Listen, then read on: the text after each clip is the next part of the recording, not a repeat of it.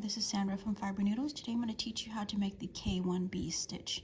Now, in a normal K1B stitch pattern, you would knit into this space, but for this particular pattern we're knitting into this space, so it's the space in between the two bars.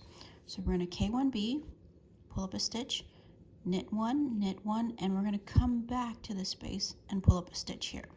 So I'll demonstrate that.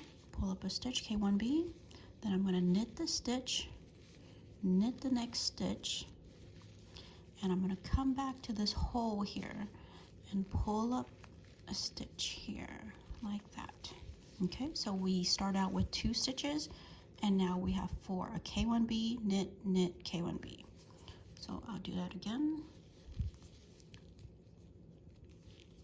Okay, so we're going to K1B, find the space in between the 2 bars here. We're going to pull up a stitch, knit, knit. We're going to find that space again and pull up a stitch there. Okay, so we start out with 2 and now we have 4. 1, 2, 3, 4.